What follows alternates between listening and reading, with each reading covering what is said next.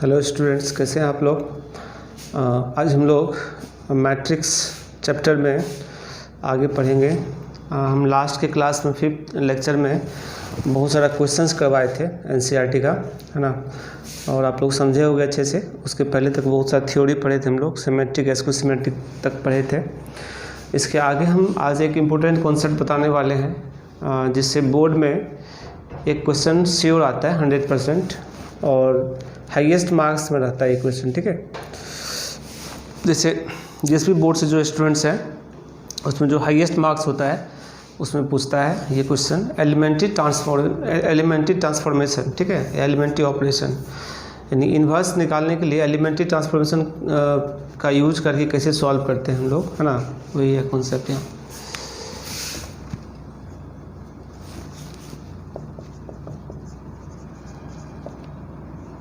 Elementary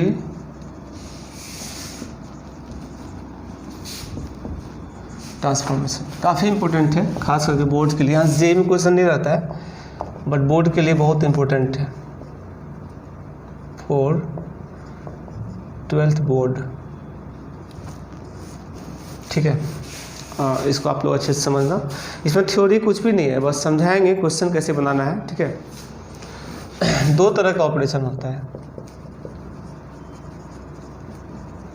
elementary row operation या elementary रो transformation. ये भी ऑपरेशन ट्रांसफॉर्मेशन सेम होता है, ठीक है। और elementary column operation, elementary row operation और एलिमेंट्री कॉलम ऑपरेशन, ठीक है। तो किसी एक का ही यूज करना है, प्रैक्टिस भी एक का ही करना है। ऐसे बनेगा दोनों मेथड से, लेकिन दिक्कत ये होता है कि हम रो को ऑपरेट कर रहे हैं, बीच में अचानक से अगर कॉलम ऑपरेट कर देंगे तो गलत हो जाएगा, ठीक है। अगर रो को ऑपरेट कर रहे हैं तो रो से ही बढ़ते जाएंगे लास्ट तक, ठीक है, और कॉलम को ऑपरेट कर रहे हैं तो कॉलम से ही बढ़ते जाएंगे लास्ट तक, ठीक है। ये ध्यान रखना है। और जैसा कि हम जानते हैं, अगर कोई मैट्रिक्स है तो A into I equal to क्या होता है, A। इसी को हम ट्रांसफॉर्म करते करते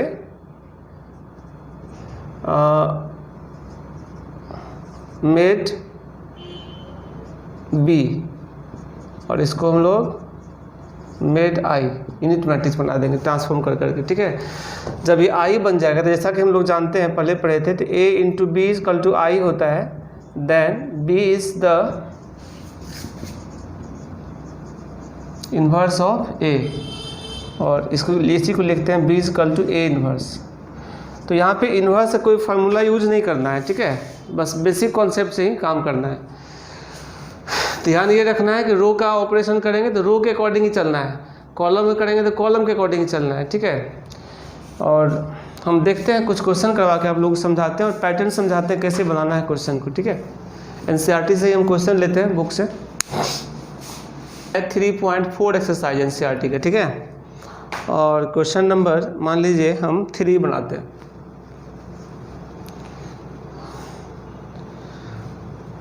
वन ऐसे ले लीजिए, A इक्वल टू 1327 और ऊपर में हेडलाइंस दिया हुआ using elementary transformation find inverse of the matrix, ठीक है। लिख देते हैं using elementary transformation find inverse of the matrix है, ठीक है। ये क्वेश्चन है और इसको हम सॉल्व करते हैं, ठीक है। जैसे जैसे स्टेप लिखते हैं उसी को समझना है ठीक से, ठीक है। जैसे A into I equal to क्या होता है, A, तो A तो रहने दो, I मतलब यूनिट मैट्रिक्स ऑफ 2 ऑर्डर 1 0 0 1, ये A लास्ट तक जाएगा, इसलिए इसको ढोने का फ़ायदा नहीं, इसलिए A ही लिख रहे हैं, A का वैल्यू नहीं लिख रहे हैं, ठीक है।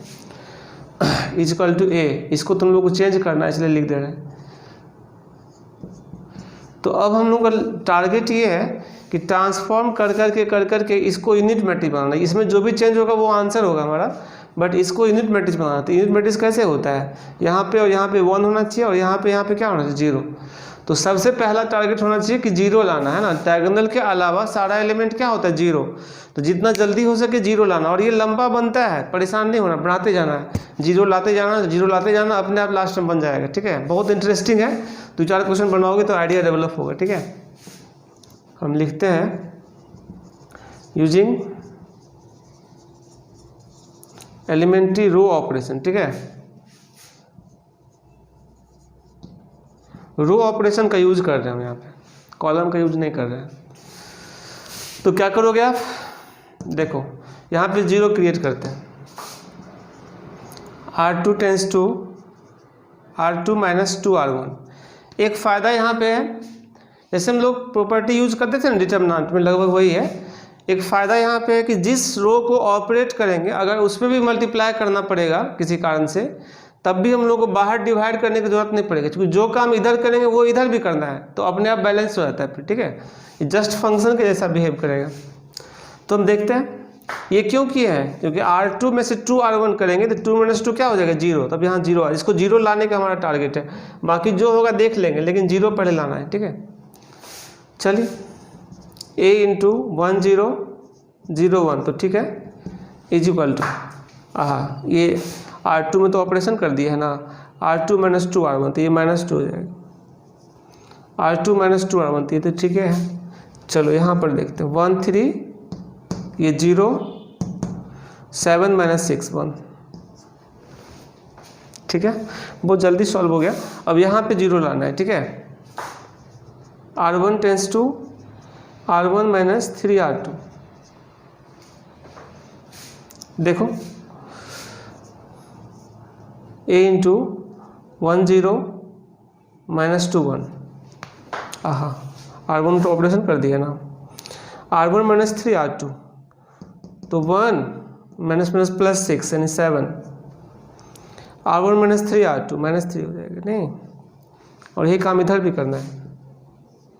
ये तो 1 ही रहेगा, ये 0 हो जाएगा, 0 1 तो है ही, मतलब ये I बन गया। यानी A × B बराबर जब I होता है, बताए थे A × B = I होता है, तो B is the inverse of A। बताए भी थे हम लोग, ये कब बताए थे, प्रॉपर्टी ऑफ मल्टीप्लिकेशन, उसमें बताए थे इन्वर्स लॉ। इसमें अलग से कोई फार्मूला यूज नहीं करना। हाँ, इन्वर्स निकालने का एक फार्मूला भी है जो कि हम आगे बताएंगे। ठीक है, तो हो गया, इसीलिए जो A इन्वर्स होगा ये मैट्रिक्स हो जाएगा। ठीक है, क्या हो जाएगा 7 - 3 - 2 1, दिस इज द आंसर। तो ऑपरेशन कर करके हम लोग को ये I बना देना है, तो ये अपने आप मैट्रिक्स B बन जाएगा। इसको एक और मेथड से हम सॉल्व करते हैं, कॉलम ऑपरेशन से, लेकिन आप प्रैक्टिस एक ही मेथड से करना, दोनों मेथड से करोगे तो कन्फ्यूजन हो जाएगा। ठीक है, जैसे 2 ऑर्डर का तो मान लो इजी है, अगर 3 ऑर्डर का मैट्रिक्स रहता है तो क्या होता है कि वो बहुत बड़ा बनता है। अगर तुम रो का ऑपरेशन स्टार्ट किया है, बीच में अचानक कॉलम का ऑपरेशन कर दोगे तो गलत हो जाएगा ना। इसलिए एक ही पर प्रैक्टिस करोगे तो एक ही तरह से ऑपरेशन करने का आदत बना रहेगा। ठीक है, तो गलत होने का चांस कम रहेगा, क्योंकि ये बहुत इंपॉर्टेंट है और एक क्वेश्चन 100% आना है एग्जाम में। ठीक है, चलो तो ये लिखो, उसके बाद हम बताते हैं एक और मेथड इसका। ठीक है,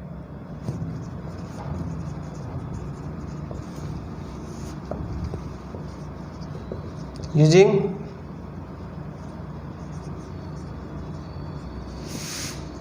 एलिमेंट्री कॉलम ऑपरेशन।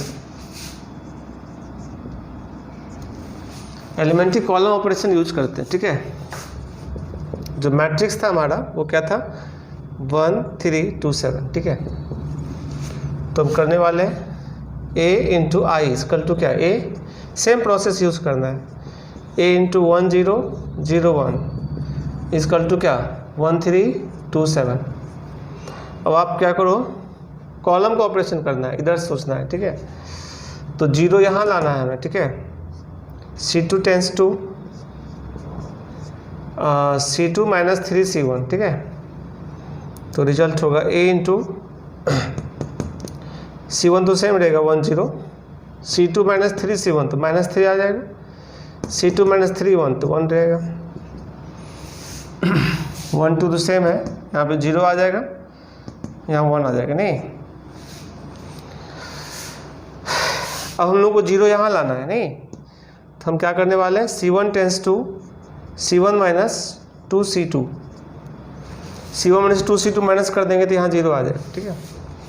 और स्टेप देखो, implies that A into C1 minus 2C2, ये 1 प्लस 6 7 माइनस 2 माइनस 3 1, और इधर क्या होगा, C1 माइनस 2C2 करोगे तो 0, मतलब ऊपर तो सेम रहेगा, ये हो जाएगा 1, ये हो जाएगा 0 0 1, अब ये I बन गया, ठीक है। इसीलिए A inverse is equal to this matrix 7 minus 3 minus 2 1, ये इसका आंसर हो गया। तो बहुत इजी है, लेकिन हम यही बात करेंगे, बनेगा दोनों मेथड से, रो ऑपरेशन से भी और कॉलम ऑपरेशन से भी सारा क्वेश्चन, लेकिन आप लोग प्रैक्टिस एक ही मेथड से हमेशा करना, दोनों मेथड से प्रैक्टिस करोगे तो एग्जाम के टाइम कन्फ्यूजन क्रिएट हो जाएगा, ठीक है। क्योंकि आधा रो बनाओगे, आधा कॉलम बना दोगे, बीच में गलत हो जाएगा, है ना। तो ये ध्यान रखना कि स्टार्ट अगर रो से करेंगे तो पूरा स्टेप रो का ही लेंगे हम लास्ट तक। अगर यहाँ में स्टार्ट कर दी कॉलम से तो पूरा स्टेप सब जगह कॉलम ही करेंगे, बीच में अचानक रोज चाहते थे यहाँ रो से भी 0 कर सकते थे, नहीं क्या करते, R2 माइनस 2R1 करते तब भी 0 आता, लेकिन तब आंसर गलत आता नहीं। इसलिए जब कॉलम स्टार्ट करेंगे तो कॉलम का ही अंतिम तक यूज करना है, रो स्टार्ट करेंगे तो अंतिम तक रो का ही यूज करना, और दोनों मेथड से 100% बनेगा। तो अच्छा है कि कोई एक ही मेथड प्रैक्टिस करना है, ठीक है। चलिए हम एक और क्वेश्चन देखते हैं, 2 ऑर्डर का ही देखते हैं, फिर 3 ऑर्डर देखेंगे बाद में, ठीक है। एनसीईआरटी का ये 3rd क्वेश्चन था हमारा। आपका एक और क्वेश्चन देते हैं, हम 14 नंबर देते हैं, ठीक है। एनसीईआरटी का 14 नंबर क्वेश्चन, एनसीईआरटी 3.4। तो इसमें मैट्रिक्स दिया हुआ है 2 1 4 2। फटाफट बनाइए, हम करते हैं यूजिंग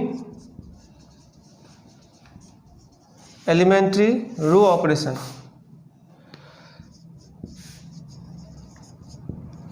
इसी का यूज करते हैं, ठीक है। चलिए, तो जैसा कि हम जानते हैं A into I equal to क्या होता है, A, यानी A इंटू आई कितना है 1 0 0 1 इक्वल टू A कितना है 2 1 4 2। अब हम रो का यूज करेंगे, तो हम लोग को 0 यहाँ लाना है और यहाँ लाना है, ठीक है। R1 tends to 2R1 minus R2। देखो यहाँ पे हम बताए थे कि R1 का ऑपरेशन किए और इसी में 2 से मल्टीप्लाई किए, तो नियम क्या है कि बाहर से डिवाइड करते थे, बताए थे डिटर्मिनेंट चैप्टर में, नहीं। लेकिन यहाँ पर करने की जरूरत नहीं है, क्योंकि यहाँ पे हम फंक्शन की तरह बिहेव करवा रहे हैं। अब डिवाइड इधर भी करोगे इधर भी करोगे ना, बात तो फिर बाद में तो कट ही जाएगा ना, इसलिए डिवाइड करने की जरूरत यहाँ नहीं है, क्योंकि जो काम हम इधर कर रहे हैं वो काम इधर भी कर रहे हैं, तो बैलेंस होते जाएगा फिर। इसलिए जो भी है सब कर सकते, पूरा फ्रीडम हमारे पास, ठीक है। चलो, तो A into 2R1 minus R2 कर रहे हैं।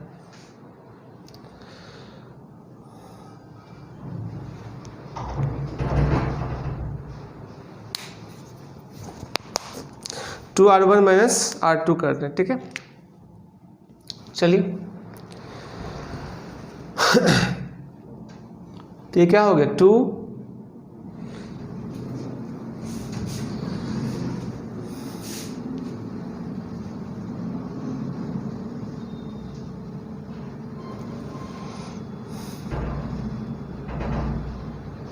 और ये माइनस, ठीक है। 1 0 1 R2 में तो कुछ भी नहीं किया, इज इक्वल टू 2R1 करो 4 माइनस 4 0। चलो यहाँ 0 आ गया, कोई दिक्कत नहीं है। हम लोग को यहाँ भी 0 लाना था ना, अगर एक 0 बिगड़ भी गया तो कोई दिक्कत नहीं, जो मेन है हम लोग का इस और इस पोजीशन पे 0 लाना है, ठीक है। और यहाँ पे 4 2। अब हम लोग को क्या करना है, यहाँ पे 0 लाना है।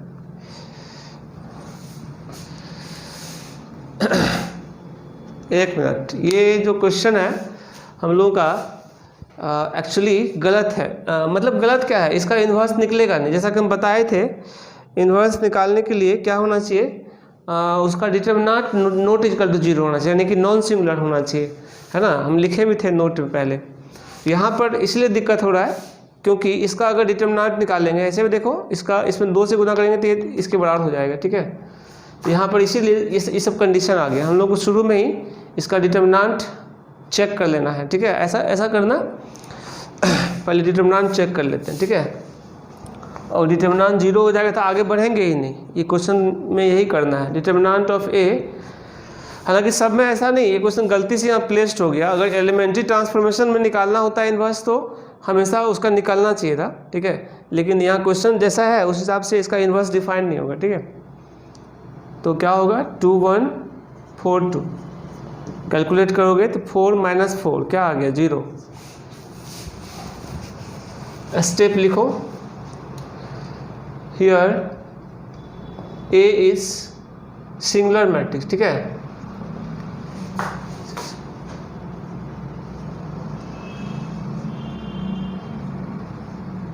सिंगुलर मैट्रिक्स, इसीलिए A inverse does not exist, मतलब इसका इन्वर्स निकलेगा ही नहीं, अनडिफाइंड हो जाएगा, ठीक है।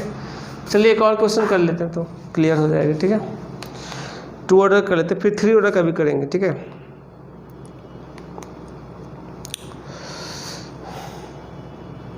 टेन नंबर क्वेश्चन है एनसीईआरटी का। A is equal to 3 - 1 - 4 2। Inverse निकालना है by the use of elementary transformation, ठीक है। तो हम यूज कर रहे हैं एलिमेंट्री रो ऑपरेशन। चलो, a into I equal to क्या होता है, a implies that a into I मतलब 1 0 0 1 equal to a means 3 - 1 - 4 2। Target क्या है, यहाँ और यहाँ 0 लाना, ठीक है। तो हम क्या करते हैं, R1 tends to 2R1 plus R2। 2R1 में R2 को ऐड कर दोगे तो यहाँ 0 आ जाएगा, ठीक है। तो रिजल्ट होगा A into 2R1 plus R2 यानी 2R1 प्लस R2 यानी 1 0 1। यहाँ ये तुरंत लिख देना, क्योंकि R1 में ऑपरेशन हुआ था, R2 में तो कुछ भी नहीं किया ना, तो R2 का सेम लिख देना तुरंत, ठीक है। चलो यहाँ पर देखो, 2R1 माइनस प्लस R2 किया ना, तो 2R1 कितना देगा बेटा, 6 और -4 कितना 2। और ये तो 0 लाने के लिए हम किए ही थे उपाय, ठीक है। -4 2। अब टारगेट क्या है, यहाँ पे 0 लाना, ठीक है। तो क्या स्टेप लोगे, R2 tends to R2 plus 2R1। 2R1 को इसमें ऐड कर दोगे तो यहाँ 0 आ जाएगा, ठीक है। तो रिजल्ट होगा A इंटू 2 1 तो रहेगा ही, R2 plus 2R1 4, R2 plus 2R1 यानी 3 इज इक्वल टू, यहाँ पर क्या होगा, ये तो ठीक है 2 0, यहाँ पे 0, यहाँ पे R2 plus 2R1 that is यहाँ पे 2, ठीक है। अब अगर हम दोनों साइड यानी कि R1 में 2 से डिवाइड कर दें, R2 में भी 2 से डिवाइड कर दें तो बैलेंस हो। आगे लिखते हैं, यहाँ तक नोट करो। देखो बच्चा, इसका अगला स्टेप लिखते हैं, इम्प्लाइज दैट, जैसा कि हम यहाँ देख रहे थे, R1 में अगर हम 2 से डिवाइड कर दें, R2 में भी 2 से डिवाइड कर देंगे तो ये 1 1 आ जाएगा। मतलब हमारा टारगेट क्या है, इसको यूनिट मैट्रिक्स बनाना। जैसे ये बन जाएगा यूनिट मैट्रिक्स तो ये जो बन के आएगा वही इन्वर्स हो जाएगा सीधे, ठीक है। तो हम क्या करने वाले हैं, स्टेप लिख देते हैं, R1 tends to 1/2 into R1 and R2 tends to 1/2 into R2। तो A इंटू 2 से डिवाइड करो, 1 1/2 2 और 3/2 है ना, इज इक्वल टू 1 0। अब देख सकते हो ये आई आ गया। अगर A इंटू बी बराबर आई होता है तो B is the inverse of A, है ना। इसीलिए ए इनवर्स इक्वल टू क्या होगा 1/2, 2 3/2, और ये इसका आंसर होगा। तो आप लोगों को फील हो रहा होगा ये बहुत ही इजी है ना, इसलिए टेंशन लेने की ज़रूरत नहीं है, समझना ठीक से। एक और क्वेश्चन करवा देते हैं।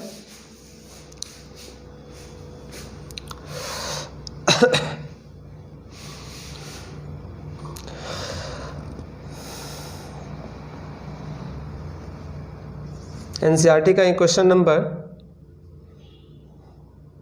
आपका 12 है।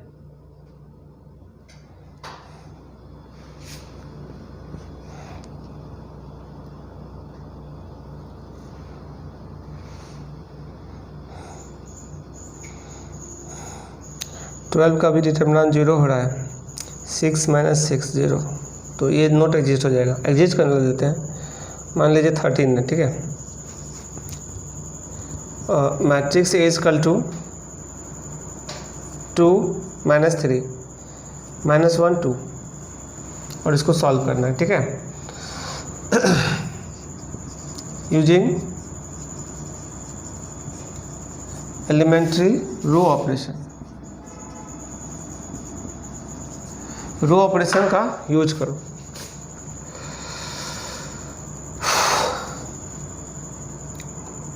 और हम लिखेंगे कैसे, a into I equal to A, मतलब कितना, a इंटू आई मतलब क्या 1 0 0 1, ठीक है, is equal to a means 2 - 3 -1 2। तो क्या करोगे आप बताओ, यहाँ 0 लाना है और यहाँ 0 लाना है, तो हम स्टेप लेते हैं। R2 tends to 2R2 + R1, 2R2 + R1 करेंगे, यहाँ 0 आ जाएगा, ठीक है। इसी को आगे बढ़ाते हैं, तो हो गया a इंटू 1 0 तो रहेगा ही, 2R2 + R1, ये 1 हो जाएगा, 2R2 + R1 यहाँ 2 हो जाएगा, नहीं, इज इक्वल टू R1 तो सेम रहेगा, 2 - 3 2R2 + R1 0 हो जाएगा, 2R2 यानी क्या 4 और -3 कितना 1। अब हमारा टारगेट है यहाँ 0 लाने का, नहीं, चलो R1 टेंस टू, इधर नहीं देखना क्या हो रहा है, काम इसमें करना, मतलब इसको आई बनाना है, ये अपने आप जो आ जाएगा वही आंसर होगा मेरा, ठीक है। बहुत इजी है, एकदम जस्ट गेम के जैसा है, 0 लाते जाओ अपने आप बन जाएगा लास्ट में। और जो यहाँ पे कांस्टेंट बच जाएगा 1 के अलावा तो कॉमन ले लें, जैसे यहाँ पे कॉमन ले लेते लास्ट में, नहीं। चलिए अब क्या स्टेप लोगे बताओ, यहाँ 0 लाना है, तो R1 + 3R2 कर देते हैं, ठीक है, R1 + 3R2, उससे ये 0 हो जाएगा। a इंटू R1 + 3R2 कितना हो गया 4, R1 + 3R2 6 1 2,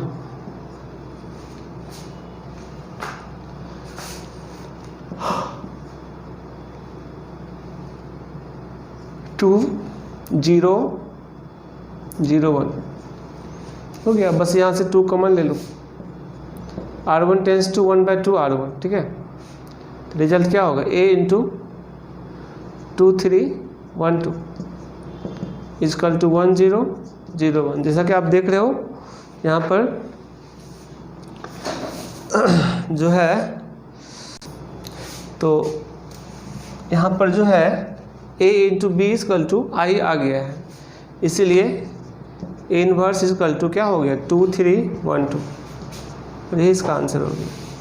तो आप लोगों को समझ में आ गया होगा कैसे ट्रांसफॉर्मेशन करते हैं, एक क्वेश्चन श्योर आएगा। अब हम एक 3 ऑर्डर का मैट्रिक्स लेके बताते हैं, ठीक है, वो बड़ा होगा थोड़ा, इसलिए हम शुरू से लिखेंगे, यहाँ तक नोट करिए आप लोग ना। देख लेते हैं हम लोग 3 ऑर्डर में, ठीक है, एनसीईआरटी में ही है। मान लेते हैं हम 16 नंबर क्वेश्चन बनाते हैं, ठीक है, अच्छा क्वेश्चन है, आप लोग समझना सही से, या 15 बनाते हैं। 3 क्वेश्चन है इस पर 3 ऑर्डर में।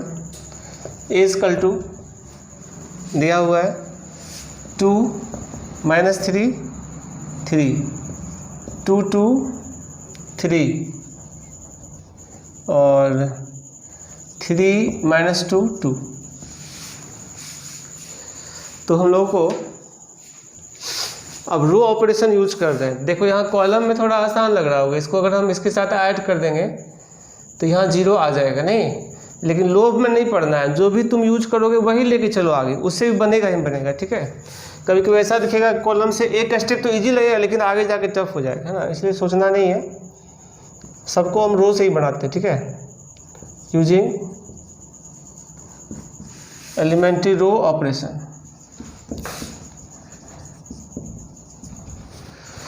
चलो, तो अकॉर्डिंग टू रूल क्या होता है, A into I equal to A into I, यहाँ 3 ऑर्डर का मैट्रिक्स लोगे, 1 0 0 0 1 0 0 0 1, ठीक है, इजकल टू ए, तो ये मैट्रिक्स है 2 -3 3 2 2 3 3 -2 2। चलो फर्स्ट स्टेप क्या ले सकते हैं बताओ, रो के अकॉर्डिंग ऑपरेट करेंगे। हम लोगों का टारगेट है यहाँ 0, मतलब डायगोनल पे छोड़ के बाकी सब 0 है। हम ऐसा करते हैं R3 tends to R3 plus R2 कर लेते हैं, यहाँ 0 इजीली आ जाएगा, नहीं, R3 tends to R3 plus R2, ऐसा करने से ये 0 यहाँ, R2 tends to R2 plus R3 करने से यहाँ 0 आ जाएगा, तो फायदा नहीं होगा ना, यहाँ तो 1 चाहिए हम, ठीक है, इसलिए यहाँ 0 लाना है। जो स्टेप लेने से बेनिफिट होगा वही लेना है, और धीरे धीरे प्रैक्टिस करोगे तब जाके समझ में आ जाएगा अच्छा से कैसे करता है, ठीक है। ए इंटू, अब जो काम इधर किया इधर भी करना। R3 में ऑपरेशन किया था, R1 R2 को फास्ट लिखो, इसमें कुछ किए नहीं है, तुरंत उतारो इसको, ठीक है, 0 1 0। अब R3 का ऑपरेशन हुआ तो यहाँ रुक जाएंगे, R3 प्लस R2 तो ये तो 0 ही रहेगा, R3 प्लस R2 ये 1 हो जाएगा, R3 प्लस R2 ये भी 1 हो जाएगा, ठीक है। 2 -3 3 2 2 3, अब R3 tends to R3 plus R2, यहाँ क्या हो गया 5, यहाँ 0, यहाँ फिर से 5, ठीक है। अब अगला टारगेट है किसी और को 0 लाना, ठीक है, तो देखते हैं। अब देखो यहाँ लोभ दे रहा है थोड़ा, अगर हम C2 tense to C2 plus C1 कर C2 प्लस C3 कर देंगे तो यहाँ 0 आ जाएगा, नहीं, लेकिन ऐसा कर नहीं सकते, ऐसा करेंगे तो फंस जाएगा। क्यों? क्योंकि हम एक बार रो का यूज कर चुके हैं, रो का ऑपरेशन, तो अब बीच में कॉलम का नहीं यूज करना है। अगर कॉलम ही शुरू से चलते तो लास्ट तक कॉलम ही चलते तो फिर कोई दिक्कत नहीं था, ठीक है। चलो, मतलब रो से ही बनाना है, चाहे जैसे भी बनाओ, ठीक है। तो यहाँ तो कर ही सकते हैं, R2 माइनस R1 कर देंगे तो यहाँ 0 आ जाएगा, R2 टेंस टू, और कितना ज़्यादा फायदा है इसमें ये देखो, एक यहाँ भी 0 आ जाएगा, यहाँ भी 0 आ जाएगा, है ना, डबल बेनिफिट हो गया हम लोग को, दोनों 0 चाहिए ही था, ठीक है। ये बेस्ट स्टेप इसका बनाने का। इसमें लंबा जितना बने तो कोई दिक्कत नहीं है, लंबा ही बनाने के लिए है, और बोर्ड में ही सिर्फ आता है, इसमें कंपटीशन में इससे क्वेश्चन नहीं रहता है, ठीक है, जेईई सब में, इसलिए टेंशन नहीं, जितना लंबा हो सके एक एक स्टेप लिखते जाओ, 1 पन्ना 1.5 पन्ना जितना लगे, बट बन जाएगा, है ना, रहता है ईजी है, लिखना ज़्यादा पड़ता है थोड़ा। ए इंटू हम ऑपरेशन R2 को किए 1 0 0, R2 माइनस R1 करेंगे तो ये -1 हो जाएगा, R2 माइनस R1 तो 1 हो जाएगा, ये तो 0 ही है, 0 1 1 तो ठीक है। R3 में कुछ नहीं किया, 2 -3 3, और R2 माइनस R1 यहाँ 0 आ जाएगा, यहाँ 5 आ जाएगा, यहाँ भी 0 आ जाएगा, बहुत सारा 0 आ रहा है, 5 0 5। तो क्वेश्चन बनाने के एकमात्र टेक्निक ये है कि डायगोनल के अलावा जितना 0 आ सकता है वो पहले लाना है, 1 तो लास्ट में ले ही आएंगे, 1 लाने के लोभ में नहीं पड़ना है कि 1 भी ले आते हैं पहले ही, क्योंकि यहाँ पे 1 भी होता है इंटरमेटिक्स में, नहीं, 1 का स्टेप लास्ट में लेना है, सबसे अंतिम में। सबसे पहले डायगोनल के अलावा जितना एलिमेंट है वहाँ पे 0 पूरा अपने आप क्वेश्चन बन जाएगा, ये फंडा है बनाने का, ठीक है, इसी डायरेक्शन में सोचना है। कभी कभी ऐसा भी होगा कि एक 0 लाने के चक्कर में दूसरा बिगड़ जाएगा, ऐसा कभी कभी होता है, तब भी हम लोग उस स्टेप को लेने से नहीं हिचकेंगे, देखेंगे क्या करना है, ठीक है, किस स्टेप को लेने से अधिक 0 आ सकता है वही काम करेंगे, और जितना जल्दी हम लोग का 0 सारा बन जाएगा, जैसे आप पजल खेलते हो, गेम खेलते हो ना, उसी तरह का है, जितना जल्दी हम 0 ले आएंगे हमारा गेम फिनिश हो जाएगा, क्वेश्चन सॉल्व हो जाएगा, ठीक है, यही है, इसी में दिमाग लगाना है। 1-2 स्टेप एक्स्ट्रा भी लिखा जाएगा तो कोई दिक्कत नहीं है, एक्सपीरियंस हो जाएगा तो अपने आप सब सही हो जाएगा फिर बाद में, ठीक है। तो हम देखते हैं,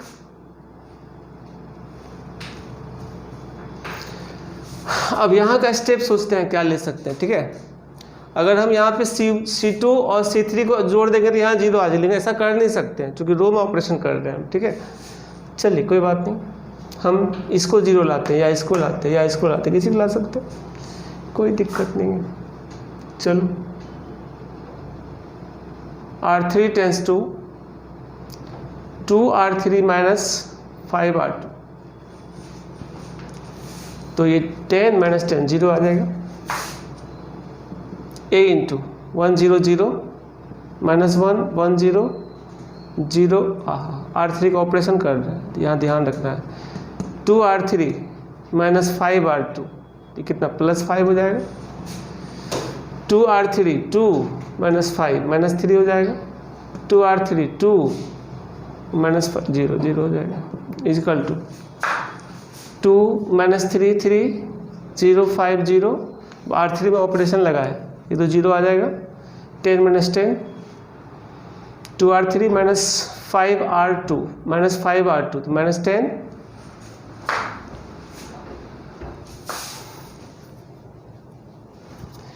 ठीक है। 2R3 माइनस 5R2, ठीक है।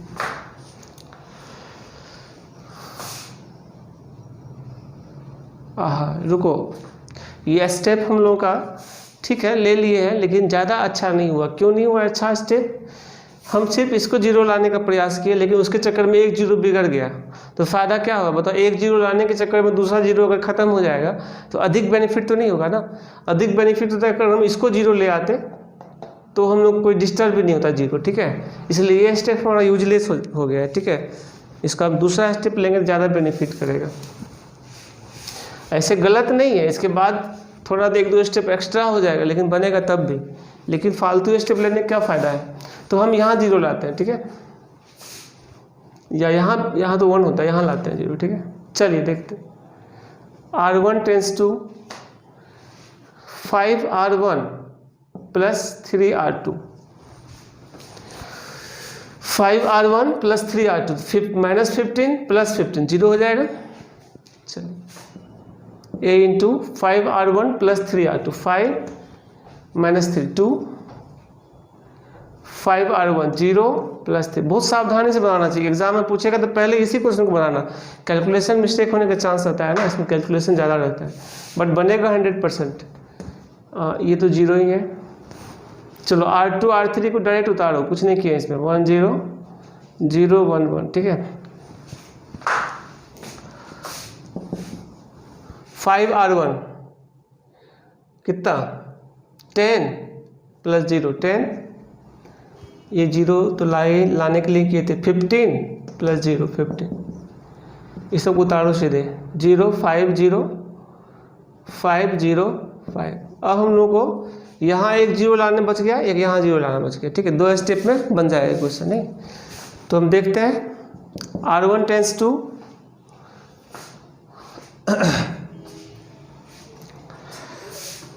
R1 tends to R1 minus 3R3 कर सकते हैं, यहाँ जीरो आ जाएगा, ठीक है।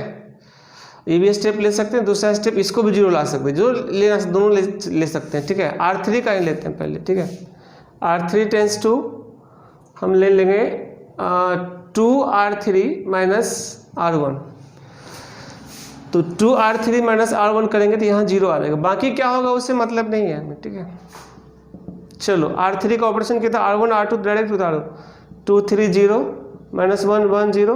अब R3 का चूँकि ऑपरेशन किए 2R3 माइनस R1, तो माइनस 2 2R3 यानी 2 minus 3 minus 1 2R3 minus 0 2 is equal to 10 0 15 0 5 0, ये जीरो आ गया। 2R3 यानी 10 माइनस 10 0, ये तो जीरो ही रहेगा। यहाँ इसलिए लिए कि यहाँ जीरो बिगड़ने के चांस नहीं था, ठीक है। 2R3 10 माइनस 15 कितना माइनस 5। अब किसका टेंशन है? इसको जीरो सीधे आ जाएगा। इसमें R1 में 3R3 को ऐड कर दो तो जीरो आ जाएगा, और ये फिर लास्ट स्टेप होगा।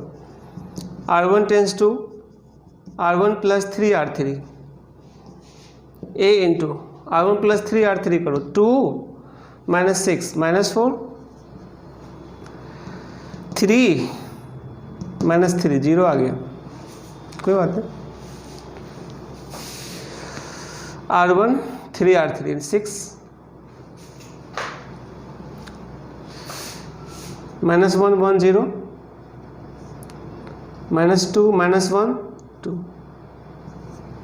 कैलकुलेशन खुद से भी चेक करो, मैं स्टेप समझा रहे हैं, कहीं कैलकुलेशन मिस्टेक होगा देख लेना तुम लोग, ठीक है।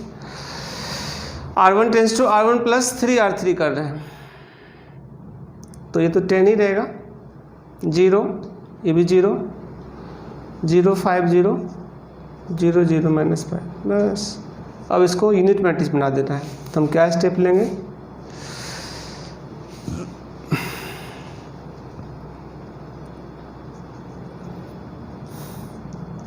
वन बाई 10 उसे उधर लिखते हैं, ठीक है। यहाँ तक लिखो जल्दी से, ठीक है बेटा। तो अब देखो कौन सा स्टेप लेंगे, बताए थे अभी। फर्स्ट रो में 10 डिवाइड कर दो, सेकेंड रो में 5 और थर्ड रो में -5, तो 1 1 1 आ जाएगा, फिर आंसर आ जाएगा, ठीक है। वही स्टेप ले रहे हैं। R1 tends to 1 by 10 R1, comma R2 tends to 1 by 5 R2 and R3 tends to -1 by 5 R3। चलिए स्टेप लेते हैं। A इंटू R1 में 10 डिवाइड कर रहे हैं, तो -2 बाई 5, ठीक है। -4 बाई 10 में 2 बाई 5 नहीं, ये तो 0 ही होगा। 6 बाई 10 यानी 3 बाई 5। कैलकुलेट करते जा रहे हैं, ठीक है, ताकि फास्ट बन जाएगा। उसके बाद R2 में 5 डिवाइड किए, तो -1 बाई 5, 1 बाई 5 और ये 0। R3 में कितना डिवाइड किए, -1 बाई 5 यानी -5 डिवाइड किए, तो 2 बाई 5, 1 बाई 5 और -2 by 5 is equal to right side क्या हो जाएगा, 1 0 0 0 1 0 0 0 1। और इसी का इंतजार था, ये आई आ गया, A इंटू बी बराबर आई, तो इसका मतलब है कि A इनवर्स क्या होगा, -2 by 5 0 3 by 5 -1 by 5 1 by 5 0 2 by 5 1 by 5 और -2 बाई 5, ये आंसर होगा इसका। तो एलिमेंट्री ऑपरेशन आप लोग समझ गए होंगे, उम्मीद है। और एनसीईआरटी का लगभग हम सारा क्वेश्चन भी करवा दिए, 3.1 3.2 3.3 और 3.4 है ना, ऑलमोस्ट हो गया कंप्लीट। आप लोग खुद से भी ट्राई करना। अब हम थ्योरी में आगे बढ़ते हैं, ठीक है। अभी बहुत कुछ और पढ़ना है, आईआईटी का बहुत सारा क्वेश्चंस तो करेंगे ही हम लोग आगे, ठीक है। और कुछ इंपॉर्टेंट कॉन्सेप्ट भी है ना पढ़ना अभी, थ्योरी सब, ठीक है, उसको समझना सही से। हालांकि पीछे जितना पढ़ लिए उसे भी हम लोग लगभग 40% आईआईटी क्वेश्चन बना सकते हैं, ठीक है। लेकिन हम चाहते हैं कि पहले और थोड़ा पढ़ लें, तब जो क्वेश्चन पर्याप्त अभी हम लोग कर लिए हैं, तो इसलिए ज़्यादा बोरिंग हो जाएगा, नहीं तो ज़्यादा क्वेश्चन कराएंगे। तो हम आगे पढ़ते हैं। हम लोग लास्ट क्लास में जो थ्योरी पढ़े एलिमेंट्री ट्रांसफॉर्मेशन, उसके पहले पढ़े थे symmetric and skew symmetric matrix, determinant of matrix पढ़ चुके हैं, ट्रांसपोज पढ़ चुके हैं। अब पढ़ने वाले adjoint of a matrix. Matrix का एडजॉइंट कैसे निकालते हैं इसको समझते हैं, ठीक है। इफ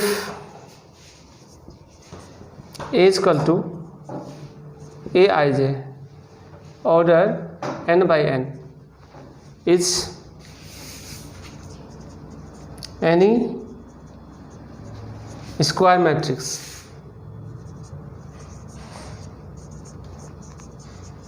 then its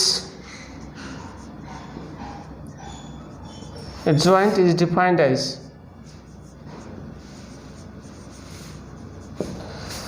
तो इसका एडजॉइंट जो होगा वो होगा, इसको ऐसे लिखते हैं एडीजे, एडजॉइंट ऑफ मैट्रिक्स है, ठीक है, is equal to C I J का ट्रांसपोज, ऑर्डर तो सेम रहेगा n by n, C for cofactor, ठीक है। तो जहाँ पर सी आई जे जो है cofactor of element A I J in determinant of A, cofactor किस में होता है, डिटर्मिनेंट में।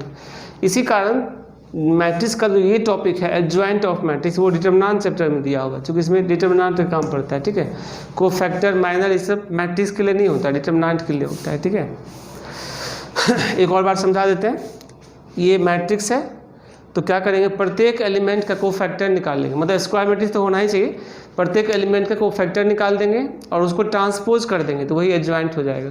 कुछ लोग कोफैक्टर्स, चूँकि बहुत मेहनत से निकलता है कोफैक्टर ना, बहुत कैलकुलेशन रहता है 3 ऑर्डर वाला में नहीं, चूँकि 9 एलिमेंट्स है और सबका कोफैक्टर निकालना, वो भी सावधानी से प्लस माइनस का ध्यान रखते हुए, तो उसमें बहुत ज़्यादा टाइम उसी में लग जाता है, तो स्टूडेंट लास्ट में ट्रांसपोज करना भूल जाता है और गलत आंसर ले आता है।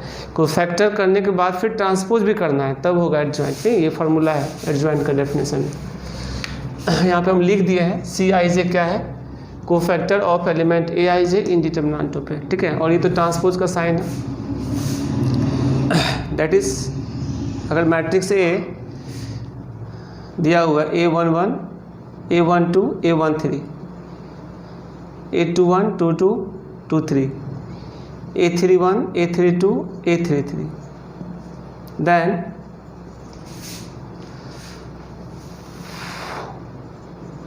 Adjoint of matrix A is equal to क्या हो जाएगा, इसका कोफैक्टर्स आ रहेगा, ठीक है। F भी लिख सकते हैं और C भी लिख सकते हैं, नहीं कोफैक्टर, और कैपिटल A भी लिख सकते हैं, सब सेम चीज़ है।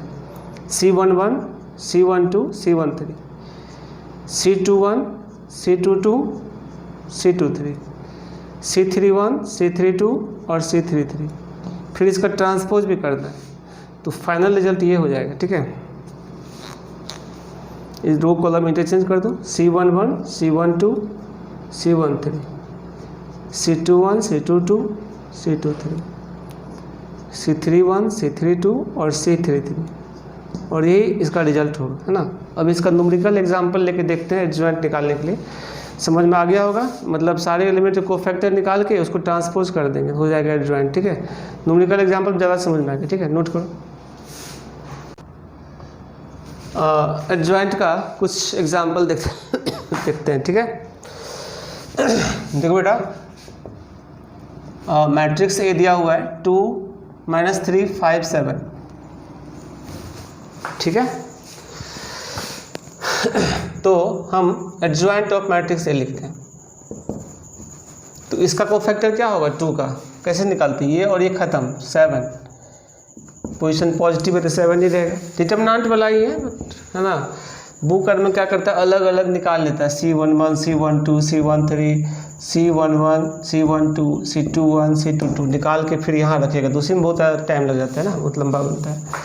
हम डायरेक्ट लिख रहे हैं इसको, देखो -3 को कोफैक्टर लिखोगे तो ये और ये खत्म, क्या लिखाएगा 5, बट पोजीशन नेगेटिव है तो -5, 5 को कोफैक्टर लिखो, क्या होगा -3, बट पोजीशन नेगेटिव है तो माइनस में +3, 7 का लिखो 2, कोफैक्टर लिखा गया, इसको ट्रांसपोज कर दो, हो गया, इंटरचेंज कर दो, 7 - 5 3 2, और ये आंसर हो गया, ठीक है। एक और एग्जांपल देख लेते हैं, मैट्रिक्स है 2 1 0 -3 5 2 5 -1, कुछ भी ले सकते हैं, सोच के नहीं ले रहे हैं, ठीक है, प्लस ही मान लो, दो लेना लो, चलो देखते हैं, 0 6 और 3, फाइंड एडजॉइंट ऑफ मैट्रिक्स है, एडजॉइंट निकालना है, ठीक है। तो कैसे निकालेंगे देखो, अब यहाँ 9 एलिमेंट है, कोफैक्टर निकालना पड़ेगा, इसी में थोड़ा सा ज़्यादा टाइम लगता है, अगर अलग अलग सारे एलिमेंट का निकालेंगे तो उसमें बहुत टाइम लगेगा, नहीं तो हम डायरेक्ट लिख रहे हैं, आप अलग अलग भी निकाल सकते हो, डायरेक्ट भी लिख सकते हो, कोई दिक्कत नहीं, एग्जाम में भी डायरेक्ट लिख सकते हो।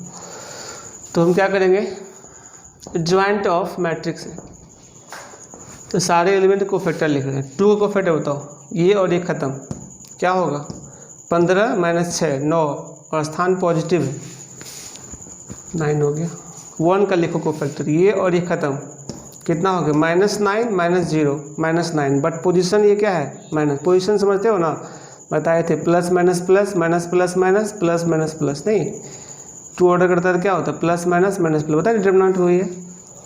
0 का लिखो, ये और ये खत्म, -18 -0 -18 बट पोजीशन पॉजिटिव है, तो पहले 1 का क्या लिखे थे, इसको लिख देते हैं, ख़त्म हो गया। -9 -0 क्रॉस मल्टीप्लाई करते, मतलब 1 लिखेंगे तो इसके सामने सामने कॉलम और रो हटा देंगे।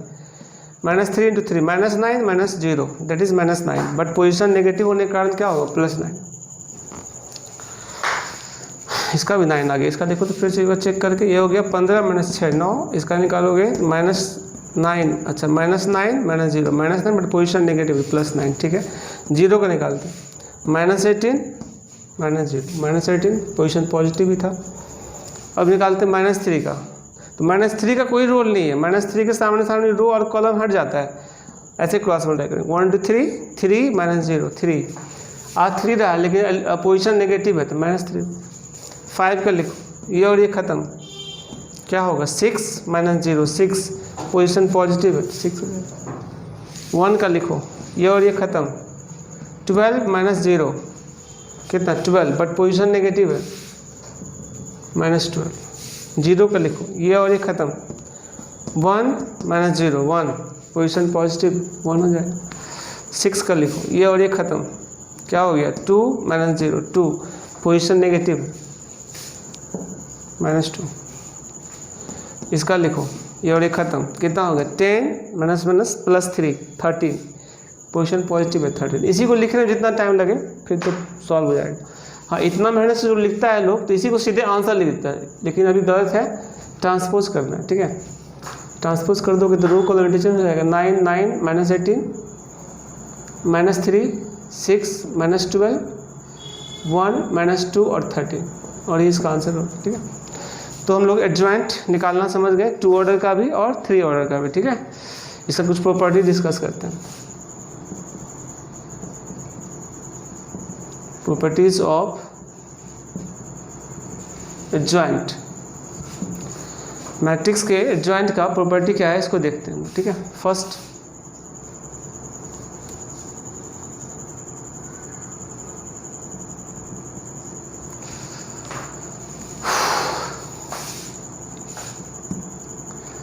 ये सबसे इंपॉर्टेंट प्रॉपर्टी है, इसका यूज इनवर्स में भी होगा। A into adjoint of A into adjoint of A is equal to determinant of A into unit matrix, और उल्टा भी कर सकते हैं, adjoint of A into A। बहुत ज़्यादा इम्पोर्टेंट है ये प्रॉपर्टी, ठीक है। जहाँ पे यूनिट मैट्रिक्स जो है आई है, unit matrix of order same as matrix है ना, यहाँ लिख दे रहे हैं। आई मतलब हो गया unit matrix of order same as square matrix A, ठीक है।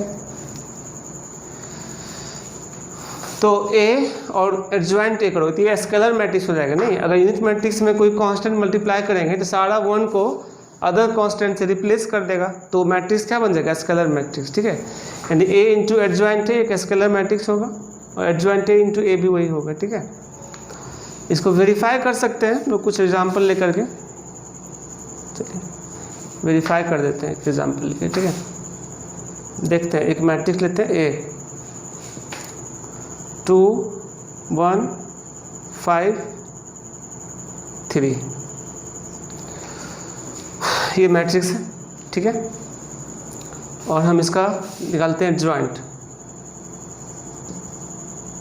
फटाफट लिखो। 2 का क्या होगा 3, 1 का क्या होगा 5 बट -5 लिखेंगे, 5 क्या होगा 1 बट -1 लिखेंगे, 3 का क्या होगा 2, और इसका ट्रांसपोज क्या बन के आएगा बताओ, 3 -5 -1 2, ठीक है। और हम a इंटू एडजॉइंट ए लिखेंगे, ठीक है।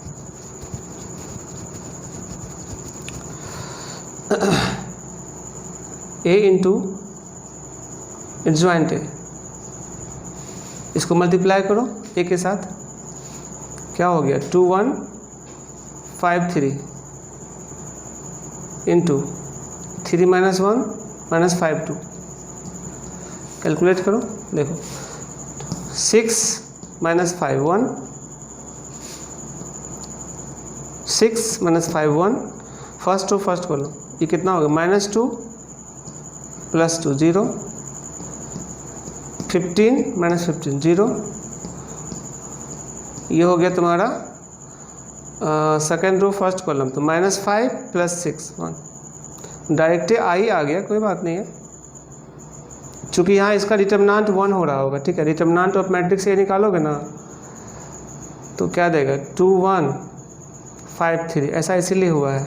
6 माइनस 5 क्या हो रहा है 1, तो तुम देख ही रहे हो a into adjoint of a अगर निकालेंगे तो डिटर्मिनेंट a इंटू आई आ गया ना। हाँ, अगर डिटर्मिनेंट का वैल्यू यहाँ 5 आता तो यहाँ पे 5 मल्टीप्लाई रहता, यानी 5 0 0 5 निकल करके आता आंसर, है ना। समझो कि क्वेश्चन में हम डिटर्मिनेंट का वैल्यू 1 लेके चले थे। अच्छा, एक और हम एग्जांपल करा के समझा दे रहे हैं, ठीक है, नोट करो। इस प्रॉपर्टी को वेरीफाई करने के लिए, ठीक है, a इक्वल टू 5 1 2 3, ठीक है। चल, तो हम एडजॉइंट ऑफ a निकालते हैं। 3 ऑर्डर का भी ले सकते हैं, लेकिन ज़्यादा लिखना पड़ेगा, इसलिए हम 2 ऑर्डर ले रहे हैं, ठीक है। तो 5 का क्या होगा कोफैक्टर 3, 1 का क्या होगा -2, 2 का क्या होगा -1, फिर 3 का क्या होगा 5, इसका ट्रांसपोज, फाइनली क्या होगा 3 -2 -1 5, ठीक है। ये एडजॉइंट निकल गया। अब हम निकालते हैं a into adjoint of a, उल्टा भी लिख सकते हैं, adjoint a into a, same result देगा, ठीक है। तो a कितना है 5 1 2 3, ठीक है, इंटू एडजॉइंट a कितना है 3 -1 -2 5, इसको मल्टीप्लाई करो, 5 इंटू 3 15 -2 13 -5 प्लस 5, यहाँ 0 आना ही पड़ेगा, नहीं आए फिर गलत हो जाएगा ना फॉर्मूला। इसको करो, यहाँ 0 आएगा ही, देखो 6 - 6 0 है, तो यहाँ 13 आएगा ही आएगा, -2 प्लस 15 13 आ गया ना, ठीक है। तो देखो यहाँ पे हम लिख सकते हैं इसको, 13 कॉमन ले लेंगे तो क्या होगा 1 0 0 1, और 13 क्या है डिटर्मिनेंट ऑफ a का वैल्यू है, इसका डिटर्मिनेंट निकालोगे 15 - 2 13 होगा ना, इंटू यूनिट मैट्रिक्स, यही लिखाए थे, ठीक है। यहाँ चूँकि 2 ऑर्डर का a है तो इसलिए यूनिट मैट्रिक्स भी 2 ऑर्डर का रहेगा, ठीक है। 3 ऑर्डर का रहेगा तो यहाँ I3 आएगा, ये प्रॉपर्टी था। उल्टा भी करेंगे एडजॉइंट a इंटू a, ये आएगा। तो पिछला क्वेश्चन था उसमें चूँकि डिटर्मिनेंट ऑफ a का वैल्यू 1 आया था, इसलिए पता नहीं चल पा रहा था, ठीक है। अगर डिटर्मिनेंट ऑफ a का वैल्यू कुछ जो आएगा वो यहाँ मल्टीप्लाई हो जाएगा इसमें, ठीक है। फिर ये क्या है स्केलर मैट्रिक्स। चलिए सेकेंड प्रॉपर्टी देखते हैं, adjoint of unit matrix, also unit matrix, ठीक है।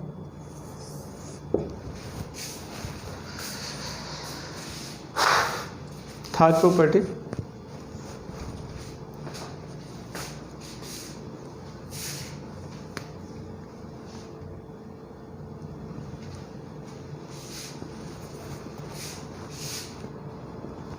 Adjoint of a into b, adjoint of b into adjoint of a, यहाँ भी उल्टा मल्टीप्लाई होगा, ठीक है। Fourth property,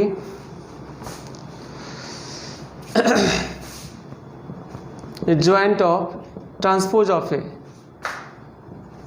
adjoint of a का होल ट्रांसपोज, ये कर सकते हैं, यानी कि ट्रांसपोज निकाल के एडजॉइंट करो या एडजॉइंट करके ट्रांसपोज निकालो, दोनों इक्वल होगा, ठीक है। नेक्स्ट 5 नंबर,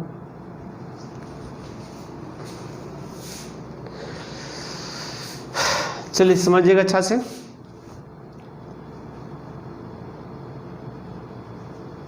एडजॉइंट ऑफ के ए है ना, बहुत इंपॉर्टेंट है ना, डायरेक्ट क्वेश्चन यहाँ से रहता है फॉर्मूला, ठीक है। Adjoint of K equal to k to the power n-1 into adjoint of A, where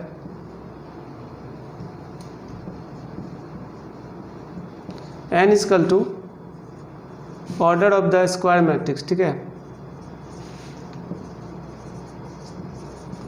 A square matrix ए का ऑर्डर है, ठीक है। तो यहाँ पर जितना ऑर्डर रहेगा ना उतना एक कम पावर हो जाएगा ऊपर, ठीक है।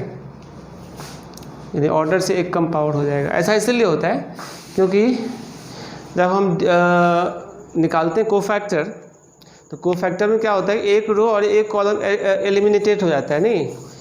तो अगर n ऑर्डर का डिटर्मिनेंट रहेगा, एक रो और एक कॉलम हटा देंगे तो कितना ऑर्डर बचेगा, n-1, और प्रत्येक में से एक एक के निकालोगे। चूँकि मैट्रिक्स में क्या रूल है कि प्रत्येक रो से एक एक निकल सकता है कॉमन अलग अलग।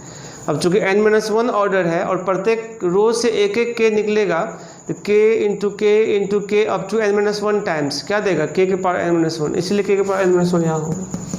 ठीक है।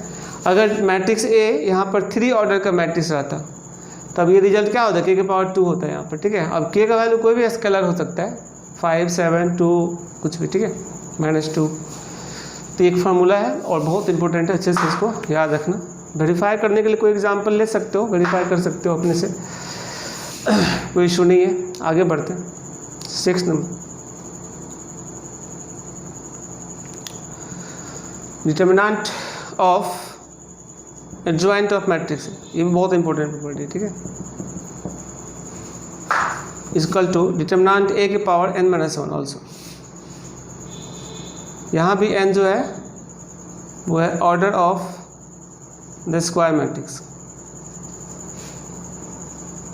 और जहाँ भी n दिखेगा वो ऑर्डर ही होता है। ठीक है, और ये प्रॉपर्टी तो हम पहले भी पढ़ चुके हैं, थोड़ा बस अलग फॉर्म में यहाँ लिखा है। एडजॉइंट मतलब क्या होता है बेटा, कोफैक्टर से बनने वाला डिटर्मिनेंट होता है ना।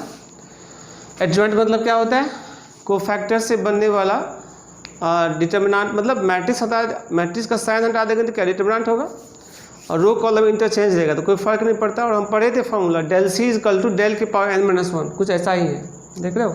क्योंकि एडजॉइंट में सारा कोफैक्टर्स रहता है, उसका जो डिटर्मिनेंट होगा मेन डिटर्मिनेंट के पावर ऑर्डर से एक कम होता है। फार्मूला पढ़े थे डिटर्मिनेंट में 2-3 जगह, है ना, और वेरीफाई भी किए थे, वहाँ एग्जांपल भी करवाए थे। कुछ ऐसा ही है ना, इसलिए याद रखना सही से।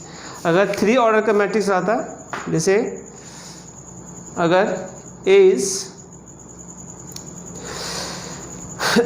3rd ऑर्डर स्क्वायर मैट्रिक्स, ठीक है,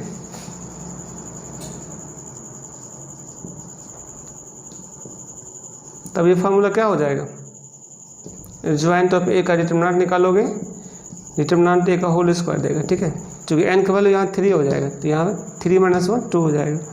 अगर 4 ऑर्डर रहेगा तो यहाँ पावर 3 हो जाएगा, एंड सो ऑन। ठीक है, चलिए नोट कीजिए। प्रॉपर्टी आगे कंटिन्यू करते हैं। 7 number,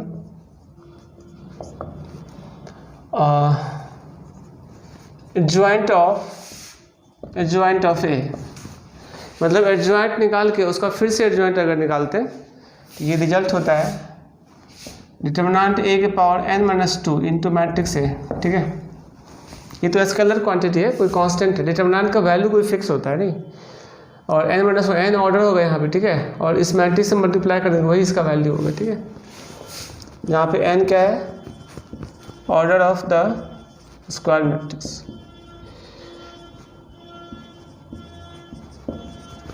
n is order of the square matrix. ठीक है, next 8 number, adjoint of A का डिटर्मिनेंट, होल डिटर्मिनेंट। ठीक है, तो ये होगा डिटर्मिनेंट A के पावर n-1 का होल स्क्वायर, है ना। सब बहुत इंपॉर्टेंट है, समझना है ठीक से। ठीक है, और जहाँ पर n क्या है, order of the square matrix. ठीक है, जैसे एक एग्जांपल इसका करवा देते हैं। ठीक है, अगर ये फार्मूला याद रहेगा तो हम कैसे फास्ट बना सकते हैं ये देखते हैं। जैसे कोई मैट्रिक्स है A 2 3 5 1 4 2 0 -1 -2, कुछ भी ले लो, सोच समझ के नहीं ले लो। ठीक है, हम पहले इसका डिटर्मिनेंट निकाल लेते हैं। डिटर्मिनेंट ऑफ A क्या देगा, 2 3 5 1 4 2 0 -1 -2। कैलकुलेट करो, 2 इंटू -8 + 2 -6 -3 इंटू ये, और ये ख़त्म, -2 -0 +5 इंटू -1 -0। सारा कैलकुलेट करोगे तो ये -12 + 6 -6 -5 -11 इसका वैल्यू है डिटर्मिनेंट का। ठीक है, अब अगर हम इसमें पूछें देन फाइंड एडजॉइंट ऑफ ए का होल डिटर्मिनेंट, तो सीधे सीधे हम फार्मूला यूज करेंगे। डिटर्मिनेंट ऑफ ए के पावर n-1 यानी 3 - 1 का होल स्क्वायर, यानी डिटर्मिनेंट ऑफ ए के पावर 4 यानी -11 के पावर 4, तो 11 यानी का स्क्वायर क्या होता है 121 का होल स्क्वायर, कैलकुलेट कर लेना जो भी आएगा ना, तो ये आंसर होगा इसका। पिछला फार्मूला का भी अगर हम यूज करें इसमें एडजॉइंट ऑफ ए, तो रिजल्ट के अकॉर्डिंग क्या होगा, डिटर्मिनेंट ए के power n-2 into matrix A, तो डिटर्मिनेंट ए कितना निकाले हैं -11 की पावर कितना 3 - 2 1, ठीक है, इंटू मैट्रिक्स ए कितना है 2 3 5 1 4 2 0 -1 -2, तो इसमें मल्टीप्लाई कर दो -22 -33 -55 -11 -44 -22 0 11 22, और ये इसका आंसर होगा। ठीक है बुआ, चलिए देखते हैं 9 नंबर। अब कुछ स्पेशल प्रॉपर्टी है, उसको बस ऐसे ही लिख देते हैं। एडजॉइंट ऑफ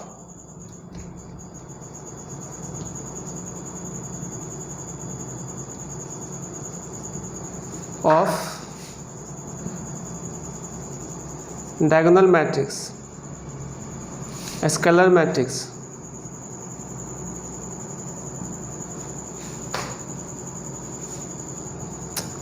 सबको अलग अलग लिखना पड़ेगा। Adjoint of diagonal matrix is also diagonal matrix. ठीक है,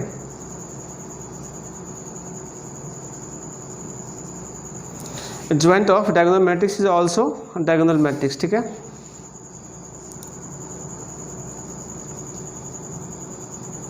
adjoint of scalar matrix is also scalar matrix. ठीक है,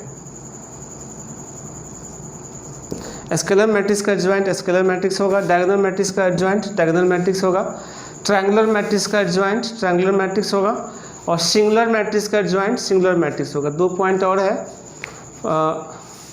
चलिए हम 2 पॉइंट लिख दे रहे हैं, इसको नोट करिए। चलिए 11 नंबर देखते हैं। Adjoint of singular matrix is also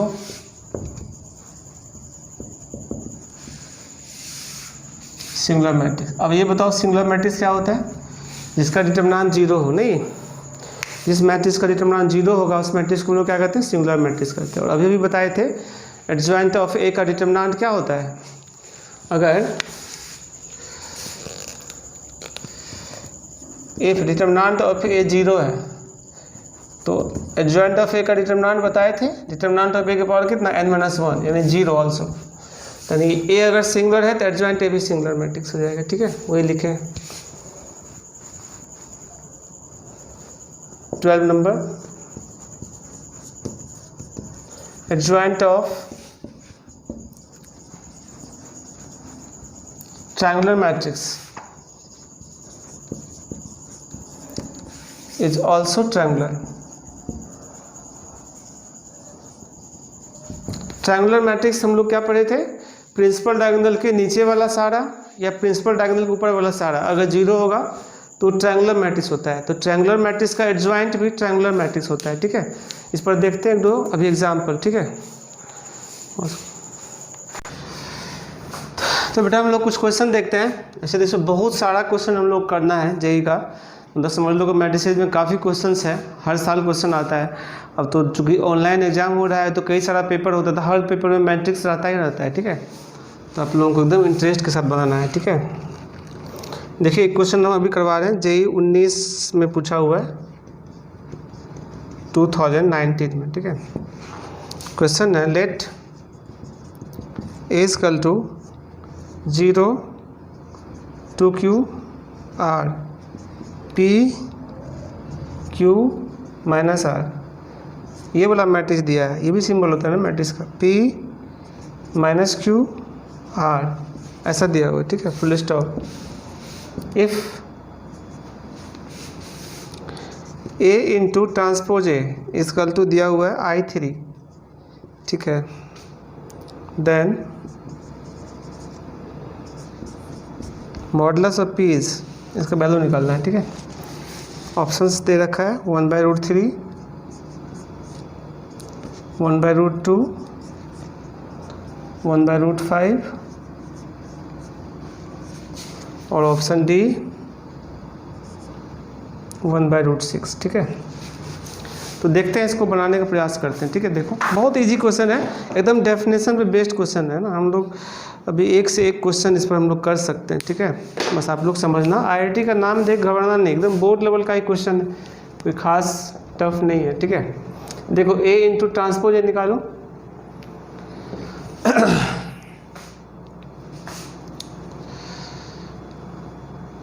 तो क्या लिखोगे, 0 2 Q R P Q माइनस R P minus Q R into इसका ट्रांसपोज कर लो, तो 0 2 Q R P Q माइनस R P minus Q R। इसको सॉल्व करो, ये रो इस कॉलम से मल्टीप्लाई होगा, 0 4Q स्क्वायर R स्क्वायर,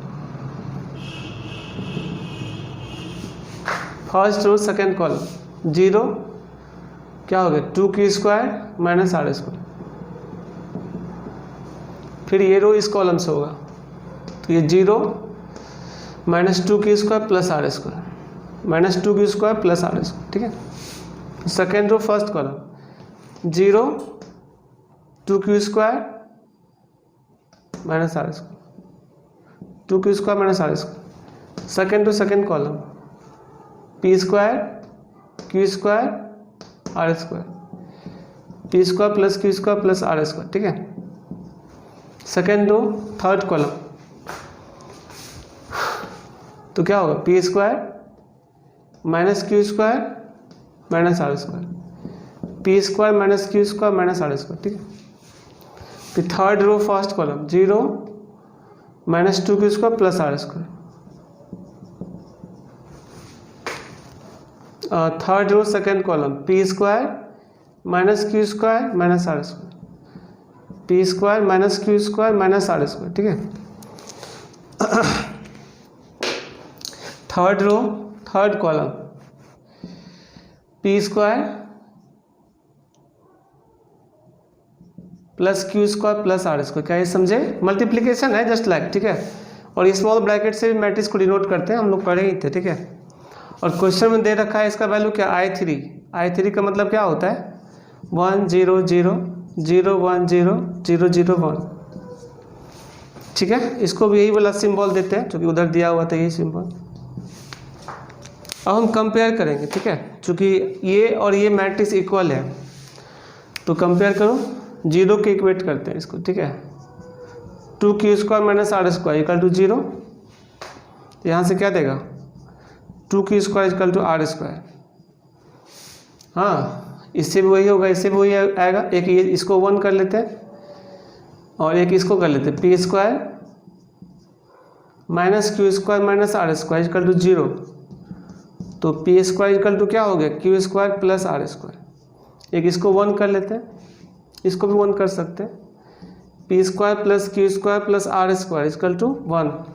अब यहाँ से Q square plus R square value P square put कर दो, तो कुल मिला के 2P square equal to 1, P square equal to 1/2, तो P इक्वल टू क्या हो गया प्लस माइनस 1/√2। लेकिन पूछ क्या रहा है क्वेश्चन में, मॉड ऑफ P, तो क्या देगा 1/√2। देखो ये IIT है 19 में पूछा हुआ।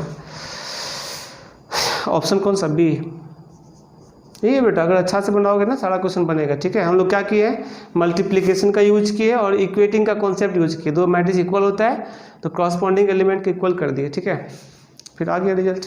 चलिए नोट कीजिए। उसी पैटर्न पर एक और क्वेश्चन है, जेई 2019 में ही आया हुआ है ना। क्वेश्चन है total number of matrices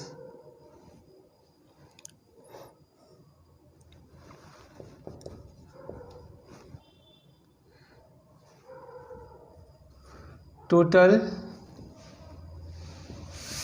number of matrices is equal to 0, 2y, 1, 2xy minus 1, 2x minus y 1, जहाँ पर x, y belongs to real number, comma x not equal to y, ऐसा दिया हुआ है। ठीक है, for which A transpose into A equal to 3I3। Options 4, 3, 2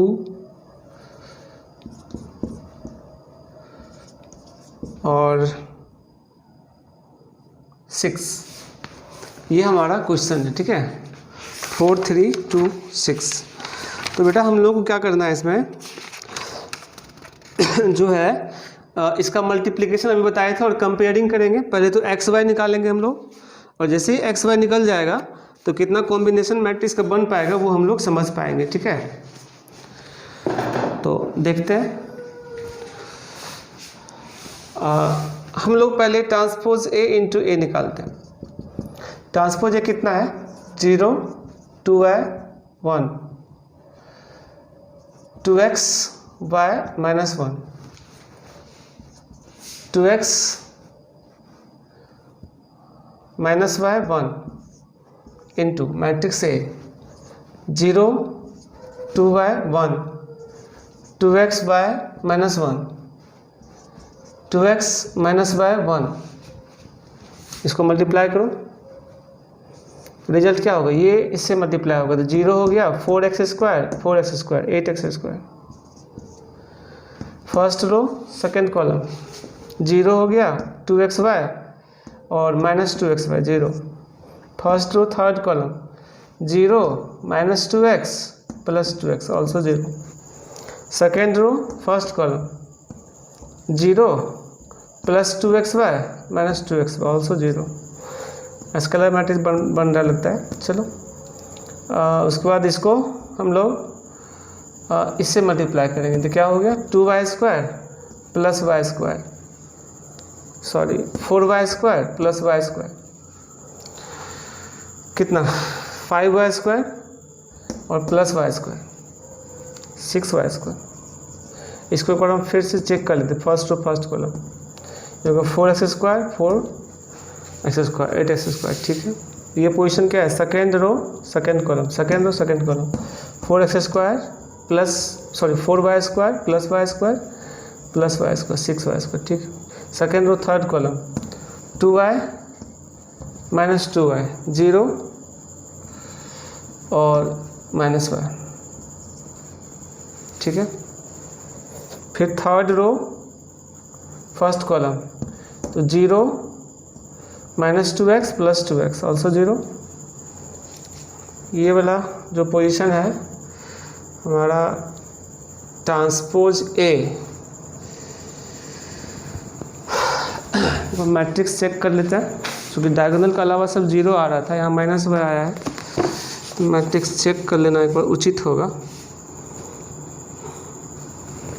यहाँ पर जो हमारा है माइनस y, तो यहाँ -1 आ गया। जो मैट्रिक्स है क्या है, 0, 2y 1, 2x y minus 1, 2x minus y 1, इसका ट्रांसपोज करेंगे 0 2y 1, 2x y minus 1, 2x minus y 1 into matrix. ठीक है, तो हम इस पोजीशन को चेक कर रहे हैं।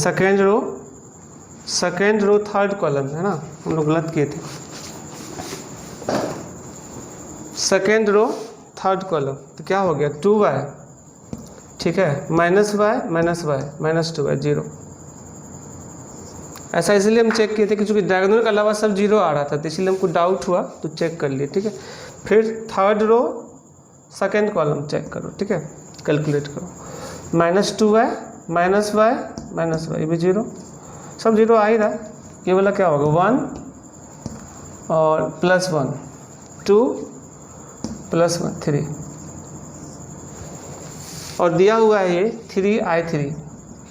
3i3 का मतलब क्या होता है 3 0 0 0 3 0 0 0 3, और ये तो 3 है ही। अब इन दोनों को आप इक्वेट कर लो यहाँ से। ठीक है, देखो बेटा 8x स्क्वायर इक्वल टू क्या होगा 3, तो x इक्वल टू क्या होगा प्लस माइनस 3 बाय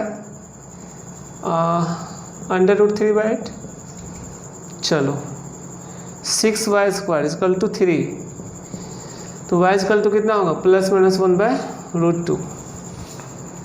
ठीक है, x और y का 4 वैल्यू आया, तो यहाँ पे x और y का वैल्यू अगर रिप्लेस करोगे तो हमारा 4 तरह का मैट्रिक्स बन सकता है। ठीक है, तो टोटल नंबर ऑफ मैट्रिसेस कैसे बनेगा, x का वैल्यू प्लस x का वैल्यू प्लस y का वैल्यू प्लस रख देंगे। ठीक है, एक तरह का मैट्रिक्स होगा, x प्लस y माइनस दूसरा तरह का मैट्रिक्स होगा, x माइनस y प्लस तीसरा तरह का मैट्रिक्स होगा, दोनों माइनस चौथा तरह का मैट्रिक्स होगा। 4 अलग तरह का मैट्रिक्स हम यहाँ से लिख सकते हैं, और ये ऑप्शन कौन सा है ए। तो इसी प्रकार रहता है, बहुत इजी रहता है। आप लोग बना के देखोगे तो खुद ब खुद कॉन्फिडेंस आ जाएगा कैसे बनाना है क्वेश्चन को। ठीक है, ठीक है बेटा, हम लोग इस क्लास को अभी यहीं तक रखते हैं। अभी इसके बाद हम लोगों को मैट्रिक्स में इन्वर्स ऑफ मैट्रिक्स पढ़ना है, और सिस्टम ऑफ लीनियर इक्वेशन को मैट्रिक्स मेथड से कैसे सॉल्व करते हैं वो पढ़ना है। ठीक है, काफ़ी इंपॉर्टेंट है, वो हम लोग डिस्कस करेंगे। और फिर बहुत सारा खुल के IIT क्वेश्चन करेंगे। ठीक है, क्योंकि यहाँ से बहुत सारा क्वेश्चन करना है, कम से कम 25-30 क्वेश्चन जब हम IIT का कर लेंगे तो पूरा सेटिस्फाइड होंगे हम लोग कि अब IIT का सारा क्वेश्चन हम मैट्रिसेस का बना पा रहे हैं। और हम हर क्वेश्चन में ये फील करवाएंगे, जैसा कि हम शुरू से बोल रहे हैं, एकदम बेसिक लेवल का डेफिनेशन लेवल का क्वेश्चन, किसमें एक्स्ट्रा कॉन्सेप्ट यूज हुआ, किसी में नहीं यूज हुआ, मल्टीप्लिकेशन का सिंपल कॉन्सेप्ट यूज हुआ और इक्वेटिंग का यूज हुआ। इसी प्रकार जो हम बताएं सिमेट्रिक उसमें बहुत सारा क्वेश्चन है, एडजॉइंट पे बहुत सारा क्वेश्चन है, इन्वर्स पढ़ाएंगे उस पर बहुत सारा क्वेश्चन है। तो बेटर होगा कि हम लोग इन्वर्स ऑफ मैट्रिक्स पढ़ने के बाद हम खुल के ज़्यादा क्वेश्चन करेंगे तो अच्छा रहेगा हमारे लिए। तो हम लोग नेक्स्ट क्लास मिलते हैं, और फिर हम इन्वर्स मैट्रिक्स करके और फिर क्वेश्चंस बहुत सारा करेंगे। तो आगे का 1 या 2 क्लास में हम लोग पूरा मैट्रिक्स कंप्लीट करेंगे। उम्मीद है कि 1 क्लास में ही कंप्लीट कर देंगे। अगर हम डाउट के लिए ज़्यादा करें तो 2 भी जा सकता है, लेकिन 1 क्लास में हम कंप्लीट करने का प्रयास करेंगे। तो आप लोग सब अच्छे से नोट कंप्लीट करो, और हालांकि अगला लेक्चर करने के बाद आप क्वेश्चन सारा बना सकते हो। उसके बाद क्लास का हम मतलब आप लोगों के लिए नीड ज़्यादा नहीं है।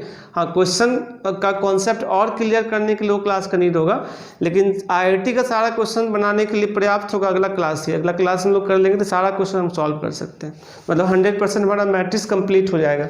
उसके बाद अगर हम क्लास देंगे तो क्वेश्चन कर देंगे, वो तो ऐसे भी हम डिस्कस करते हैं, व्हाट्सएप ग्रुप पे करते ही है ना, और जो कुछ एक्स्ट्रा पॉइंट आएगा उस पर भी हम डिस्कस कर देंगे। तो ठीक है, हम लोग नेक्स्ट क्लास मिलते हैं। Thank you.